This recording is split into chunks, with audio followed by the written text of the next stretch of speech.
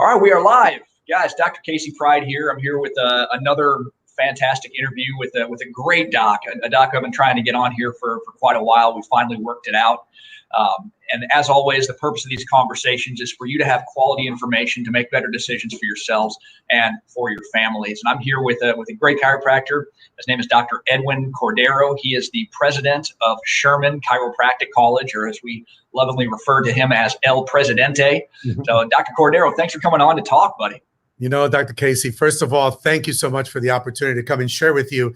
And you know what? Sometimes it's just challenging because you're busy, I'm busy. We're trying to get things done. And, so the timing is not always the perfect, but I'm so glad that we had the opportunity that we both can get together and be able to get together and just share, what's in our heart about chiropractic, about our profession, about the things that get us excited and passionate about serving in this profession. Yeah, I'm excited too. And for those who don't know you, I would love for you to share just your background in chiropractic and how you got to this position of running one of the best chiropractic colleges in the world. Well, you know what, Dr. Casey, I used to be 6'4". I used to have an afro, better looking than what I am today. I didn't have any white hair, as you can see. But no, I practiced in West Palm Beach, Florida, for 27 years. Well, actually 21 years, I would say. And so I was practicing, and one day I get a phone call, and the phone call is the Board of Trustees of Sherman College is looking for a new president. And what they were assigned to do is that each board member, they had a couple of names that they, had in a hat, and basically, hey, you call this person and you call this person, and just see if there's any interest or anything. And so, funny story, I'm cleaning my pool. It's December 21, 22. I'm in West Palm Beach, Florida. My practice is in Lantana, Florida, and I get a phone call, and it's one of the board members. Hey, this is Dr. So-and-so, Dr. Cordero, your name came up. Sherman's looking to get a new president, and your name came up. I thought they were joking, and I hung up, Dr. Casey. And I went back to cleaning my pool and doing the stuff that I was doing at the time. The funny part is the guy calls me back again. He goes, listen, please don't hang up. This is not a prank. I'm not pranking you. We're looking for a new president. We're interviewing potential candidates. Your name came up, and we would love to be able to get to see if you're interested. So at that time, I was like, wow, this is something I never thought. It was something that I was prepared to do. I just didn't know that I was prepared to do it, And so I was afraid. I was like, well, I've never been in charge of a school. What do I know about academics?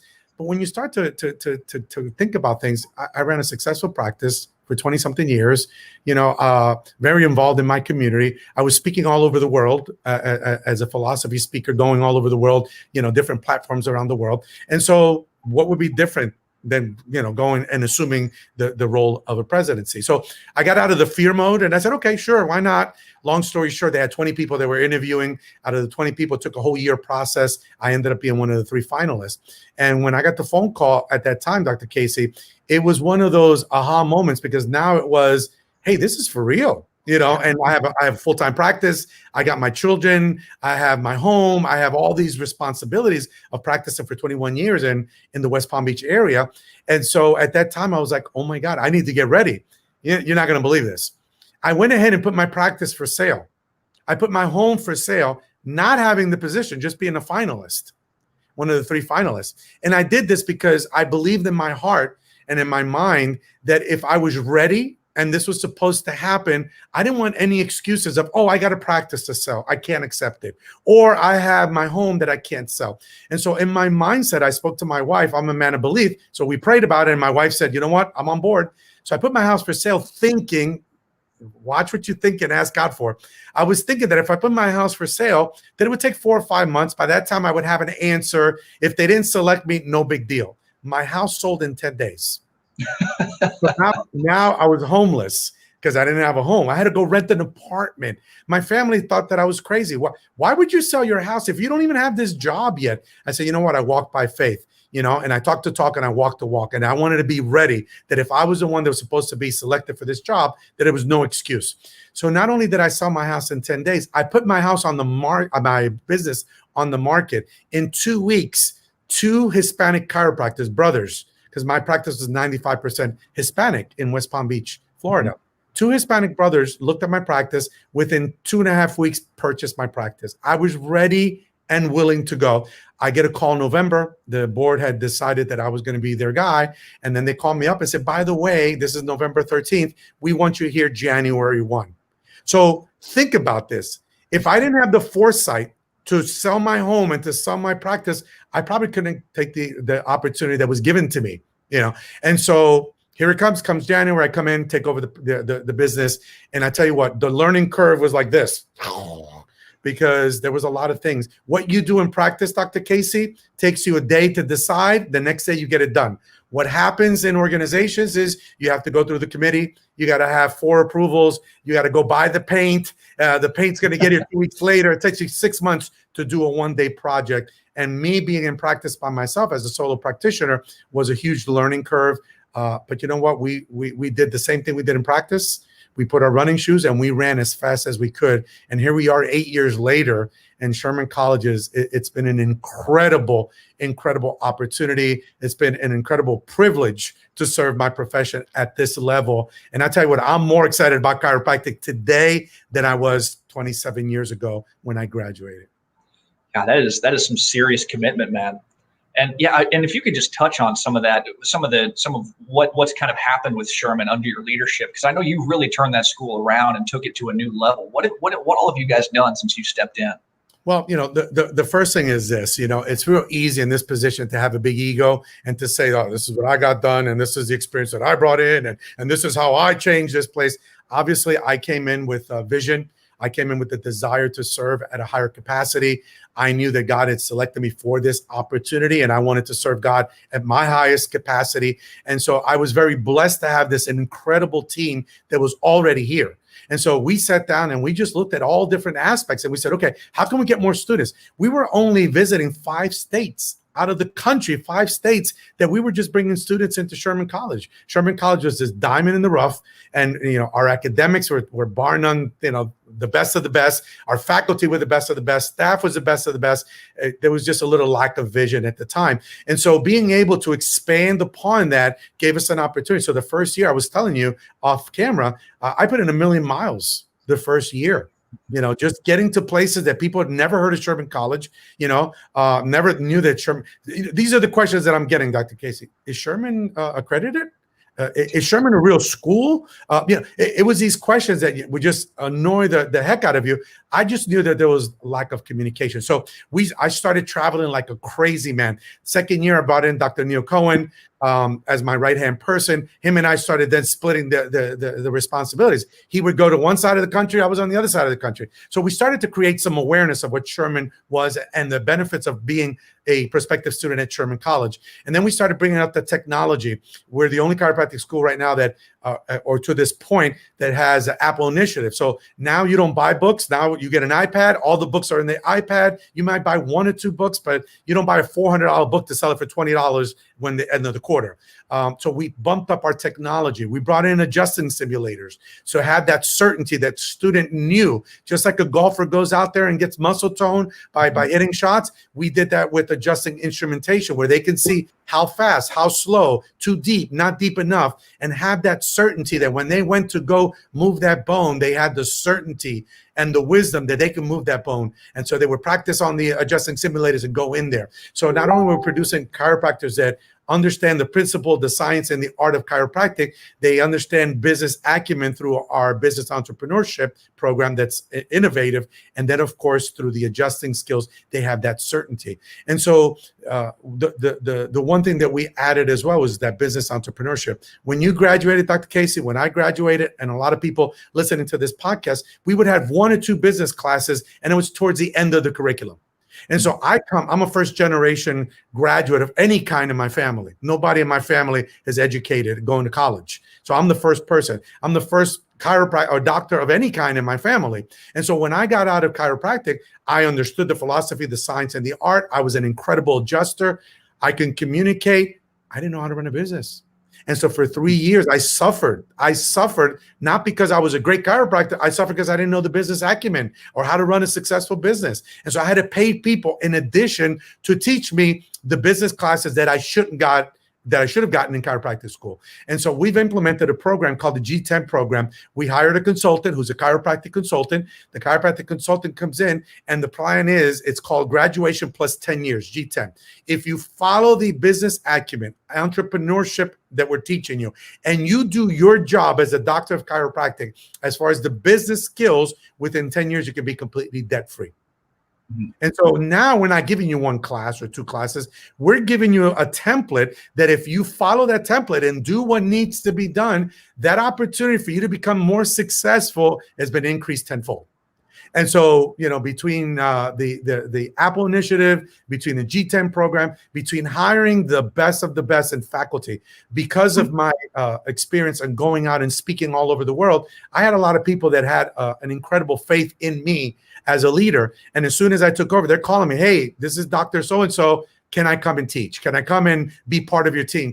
What can I do?" And that was just a huge blessing because we elevated the opportunity for people to come to Sherman, to come and be able to learn from the best. And the last thing that I'm going to brag about is the fact that, all the chiropractic schools in the country, except 2.75 is the GPA. That's what the accrediting agency require. We asked for a 3.0. We wanted to elevate the status of people coming in. Doesn't mean that somebody has a 2. I probably had a 2.8 or 2.9 when I graduated. I was married with 2 kids going through a program. And so, of course, my priority wasn't to get a 4.0, but we elevated the game because now the people that are coming here have the preparation, the desire, the want to come in. If you have less than a 3.0, you go to a committee. And if the committee approves you based upon the things that you have and the requirements, then we put you, we accept you. But we're trying to always elevate the game because that's what we want you to do in practice. We want you to be the best version of you, go into your community, serve your community at the highest level, have the skill set, have the techniques, understand the philosophy, art, and science, have the business acumen, but more importantly, be able to communicate that message and do it in a way that's easy, that's done with certainty, that you can go in there and deliver that adjustment, knowing that without a shadow of a doubt that you are the best chiropractor in your area. You guys are certainly pioneers, and I so wish we had something like your G10 program when I was in school. I would have found that so valuable, and I know so many of my classmates have, and Dr. Cohen shared that as well last time we spoke. That's really incredible.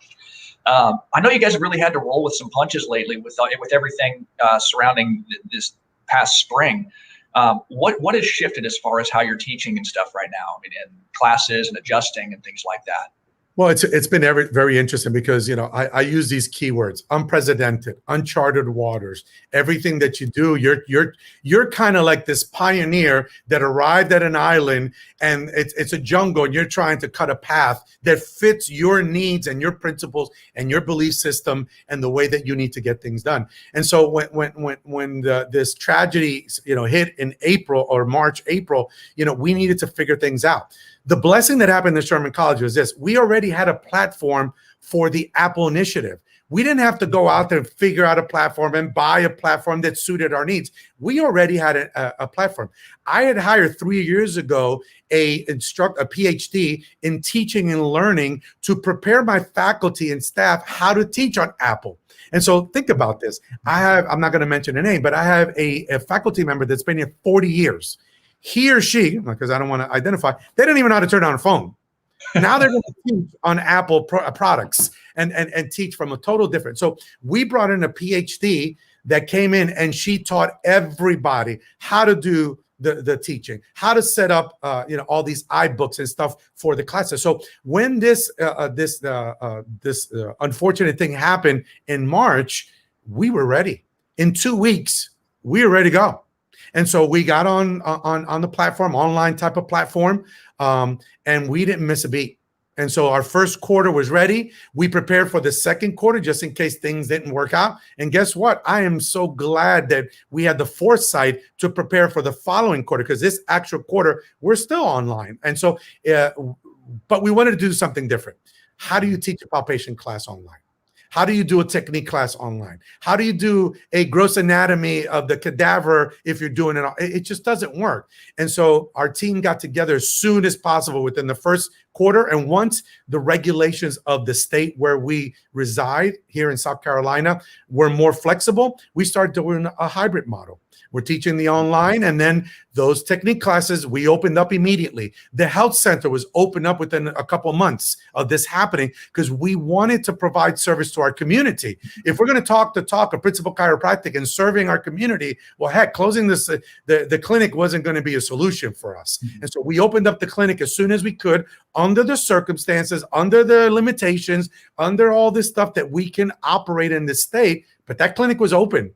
The gross anatomy lab is open. The technique classes are open. All the labs are open. And so we told our students, you could be in Hawaii if you want to, because that's where you live, being online and enjoying. But if you want to get the experience of the hands-on, you could be on campus as well, because it's open. And so a lot of our students started coming back from their homes because they understand the importance of that hands-on.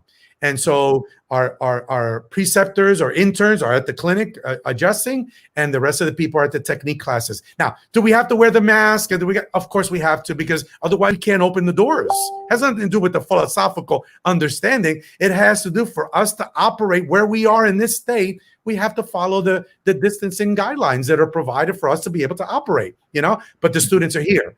And so now we're in the last couple of quarters of this quarter, and we already now know that we need to move on for the fall quarter. And it's going to be more of everybody hands-on here. It's not everybody's going to be here, but the majority of the people are going to be here, because come January, it's full on. Everybody's go back to normal, because the Department of Education only gives you a temporary license to do these things online. And so as of December 31st, we got to get ready to get back full time, which is great. Everybody's excited about that. So a lot of changes, a lot of, juggling, a lot of different parts of the juggling. People don't see leadership and understand all the balls that we have to juggle, make everybody happy, still be able to operate, still be able to provide excellent service, still be able to have vision, still be able to provide the leadership that needs to be, so this organization can move in that direction. And I have this incredible support system through my executive team, and then an incredible support system through the Sherman family, faculty, staff,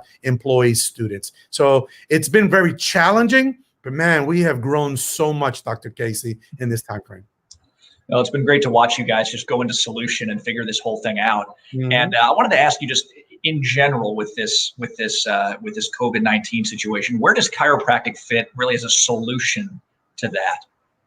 Well, if you go back, and people are going to go, oh, okay, well, they're all going back to the same thing. If you go back to 1918, the Spanish flu, chiropractic was the most influential part of care that helped people to be able to get through this horrible, because you're talking about hundreds of thousands of people and millions of people that actually died during that 1918 pandemic. And so where does chiropractic has always been the place that people go to, should go to, that are going to take care of the people, because what we do is we ensure that your nervous system is working at 100% of its capacity, and we do it in a non-invasive way, and we do it where we're using your ability to heal by just ensuring that the nervous system is functioning at its optimal potential. And if there's subluxations that are interfering with that process, well, heck, who else is the only professional that's educated and knowledgeable to locate, analyze, and correct those vertebral subluxations? It's us.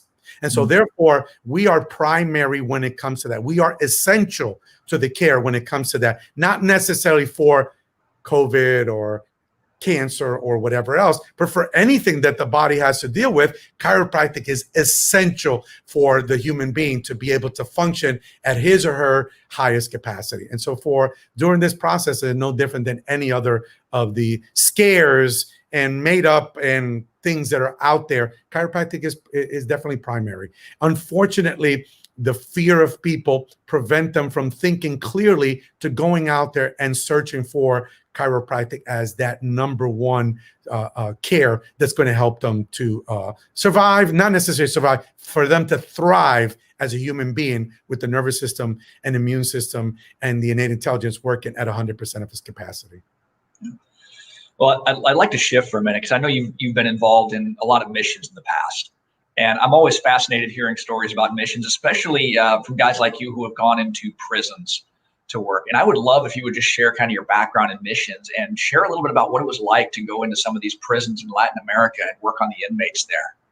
Well, it's kind of cool, Dr. Casey. I have a heart for mission work as well. I've been going with a group called Crew from California into Panama.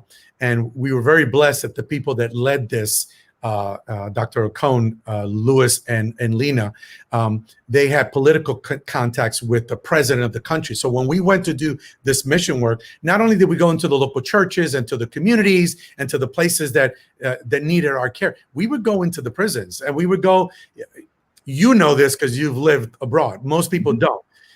if you want to go to the worst of the worst of the worst prisons, go to Latin America, go to Central America.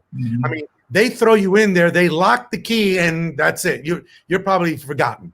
And so going to Panama, because I spoke Spanish fluently, being Hispanic, I was assigned to go to the prisons with the team.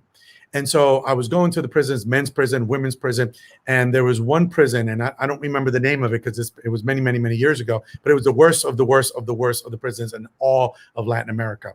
And so we go into the prisons. I assigned the responsibilities of the other 4 chiropractors that were with me to take care. And so the director of the prison comes to us and says, listen, I have a guy that's been locked up for 19 years.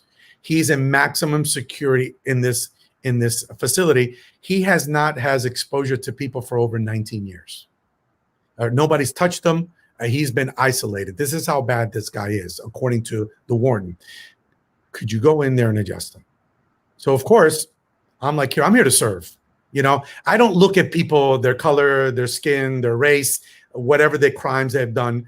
I'm there to do one thing: locate, analyze, and correct the vertebral subluxation, stand back and allow the body's innate intelligence to express the way that it needs to express. And so I go in there. Now, was I fearful? Absolutely. When people go into war, the soldiers, are they fearful? Of course they are. But we go into our training. I'm ex-military. So, you know, you do training. And so when you go into war and you go to conflicts, you rely on your training, you know, and the fear is overcome because of your training. As a doctor of chiropractic serving for 27 years, I have training. And when I walked into that situation, I was fearful, but I let my training take over. And I go into the cell where the guy is, and they wouldn't allow me into his cell. So I would have to check him through the bars, you know? Wow. And so this guy is Samoan. So this guy probably was, and I'm not exaggerating, maybe 7 feet tall, probably weighed 480 pounds of solid muscle. This guy wasn't heavy. He was solid muscle. Imagine 19 years just able to just work out, basically. And I go in there, and I didn't know that he spoke English. I'm speaking to him in Spanish. And he goes, Doc, excuse me, 1 second. And so I was a little surprised. And he goes, I'm Samoan. I speak English. Spanish is not my native language. I just want to let you know that I cannot wait for you to put your hands on me and adjust my spine. And he says something that really just touched my heart. He says, you're going to be the first person in 19 years that put your hands on me. I've not had human contact in 19 years. I started bawling because to me, it touched my heart. How many times in your career, when you put yourself in a sense and a mode of service, that you can be put in a situation where you're going there, removing all the barriers, all the excuses, all the fears, and be able to put your hand on somebody that understood chiropractic. I don't know how. Maybe he was getting adjusted, you know, prior to doing the crimes that he was doing. And for you to be the first person in 19 years to put your hand on that person. So the only thing I was able to do is adjust his atlas. I had to do it through the bars. So I gave him a Gonset adjustment, the best that I could, you know, in the circumstances that I had. He grabbed my hands, and I freaked at that moment, Dr. Casey. I thought he was going to pull me through the bars. He grabbed my hands, and he turned around, and he says, "Thank you, thank you." And he just held his neck like a little child that just got his first adjustment.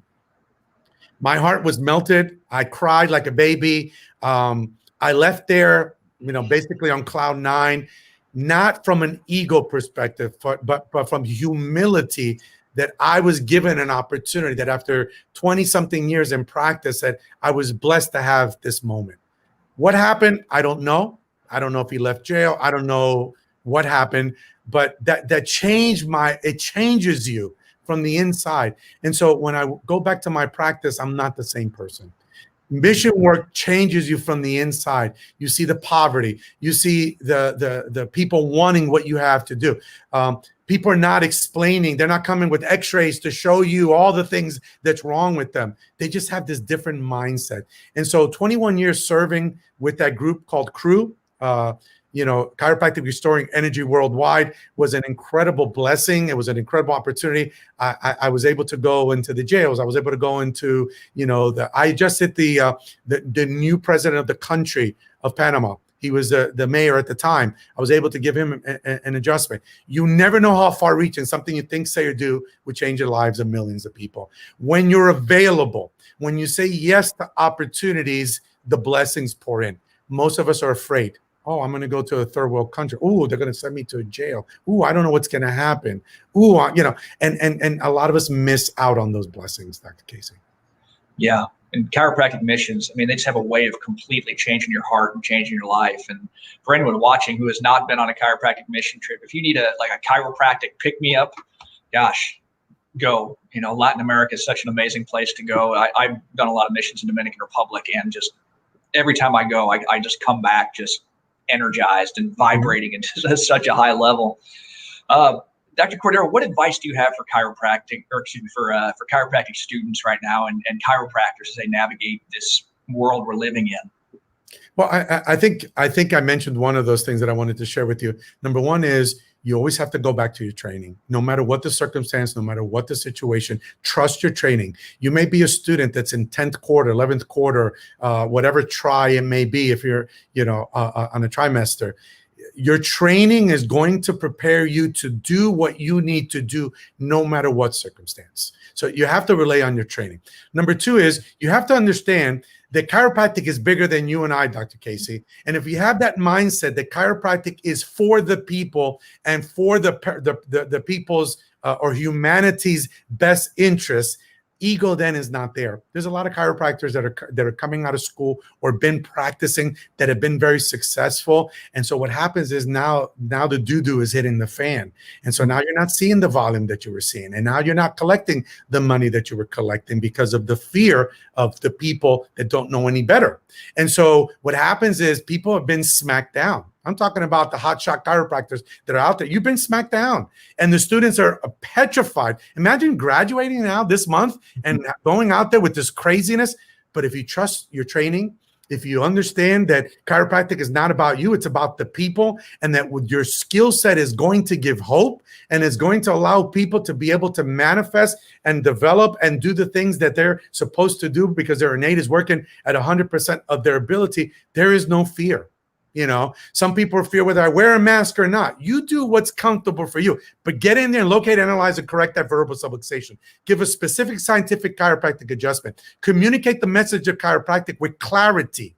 Don't throw up on people about how much you know and, all these things and how many seminars you've been to. Just go out there with clarity, certainty, deliver the message, deliver the good.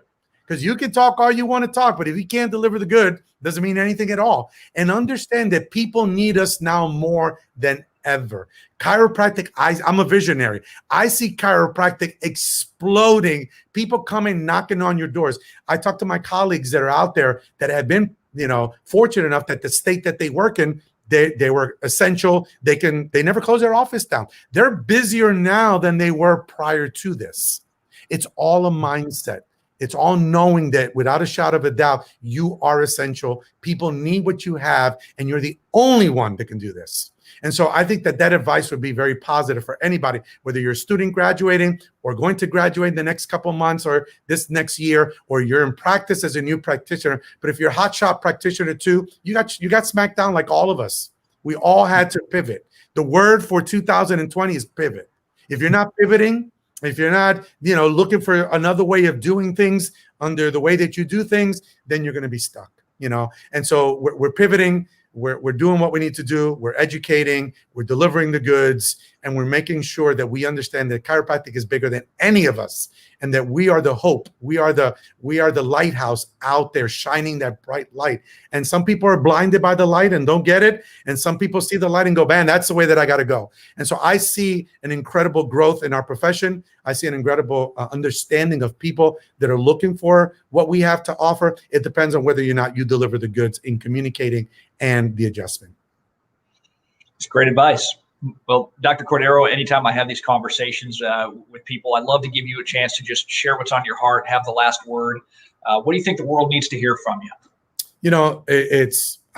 those people that know me know that I'm transparent. I follow a leadership model of situational management, and so when stuff like this started to hit, I was used to that.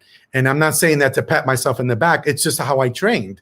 And so I think that in these times, I want to encourage people that, you know what, you are awesome and you were created uniquely. And what you have to offer this world, nobody else can do. I don't care how many chiropractors are on your corner, you know, where you're opening or looking to open, with what you know and the principles that you stand behind and your belief system of going out there and educating, you're going to make a huge difference. You know, it's okay to be fearful. It's okay to go, I don't know, I've never pivoted. That's normal process. It's okay, but you got to stand strong. I want people to know that, you know, right now this profession, there's 20 chiropractic colleges in the United States, and there's maybe 15 or 18 around the world. You know what makes chiropractic strong is the students that are graduating with all the necessary tools to go out there and become as successful as they choose to be. Right now, a lot of schools they're not really preparing their students at 100%. Maybe they don't teach them the communication part. Maybe they don't teach them the skill set part. Maybe they're lacking in something. I don't know. I'm not judging the other schools. You know, I'm only responsible for my institution. But you know what? If you're going to send students to go out there, send them to schools that are going to give them everything that they need for them to go out there and become successful. We're not the only school that does that. So disclaimer, this is not Sherman is the know-all, be-all, only school in the world. That's not true. There's other chiropractic colleges that are good and they're teaching and preparing their students. Most of them are not. And so if you're going to send students, do me a favor, do a little bit more due diligence. Don't send students to schools that are geographically close to them. Send them to schools that they're going to get a return in their investment. If they're going to spend X amount of thousands of dollars to become a doctor of chiropractic, send them to a school that's going to prepare them and give them all the tools so they can get a return in their investment and go out there and be an incredible chiropractor and take care of their community, take care of their state, take care of the world. Some of us are afraid to go outside of the country, but some of us, like you and I, Dr. Casey, we're not afraid. What part of the world you want me to go serve? I'm there, you know, and I've done it. And I know you have done that as well. And so I want you to understand that there is not only hope for you, there's hope for humanity. But chiropractic has to be there in the forefront. And the only way that we're going to get chiropractic in the forefront is by you telling the chiropractic story and doing it with authority and doing it with certainty and making sure that you're not watering it down. And you know what? Maybe this is a time, and I'm gonna ruffle a couple feathers.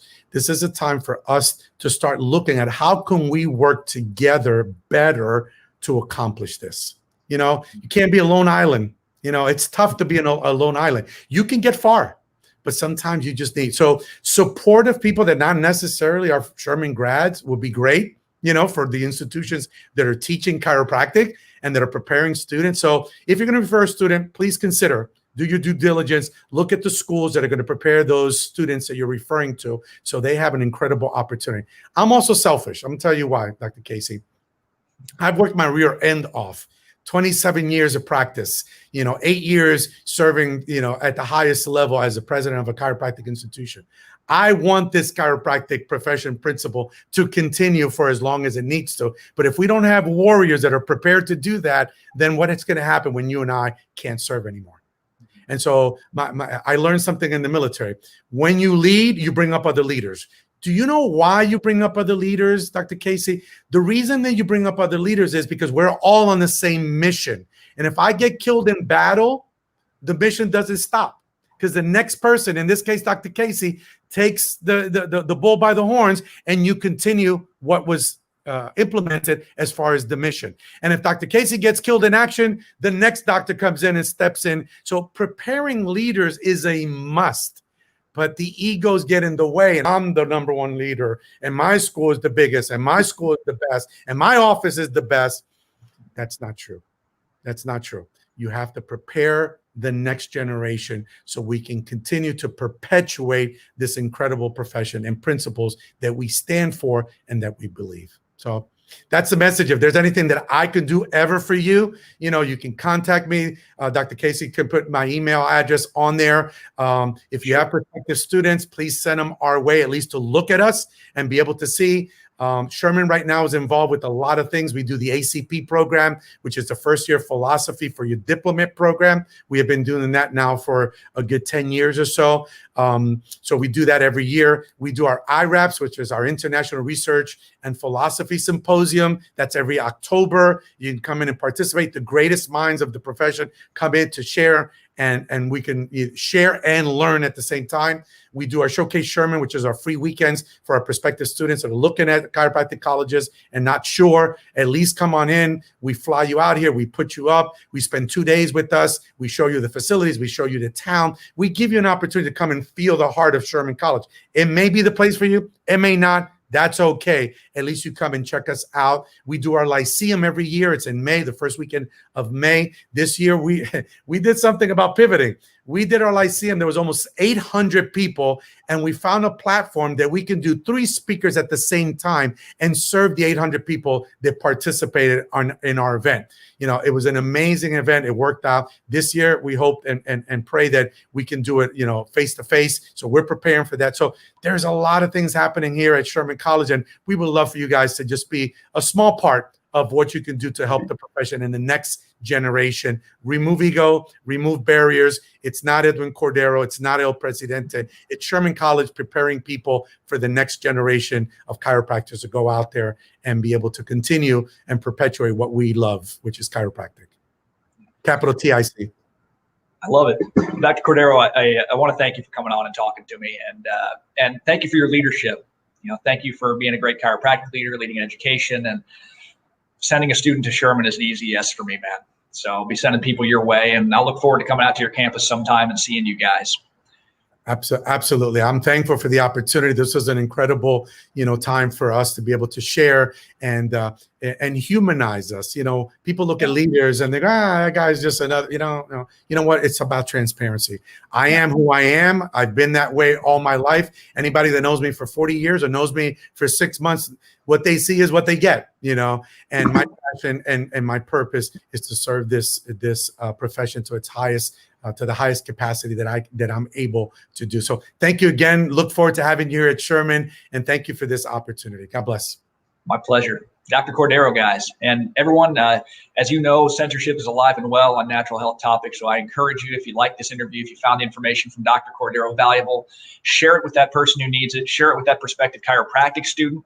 You may change their life by sending them to a great school like Sherman. And again, Dr. Cordero, thank you. And guys, we'll see you again on Friday for another interview. Thanks, Doc. Bye-bye. Bye.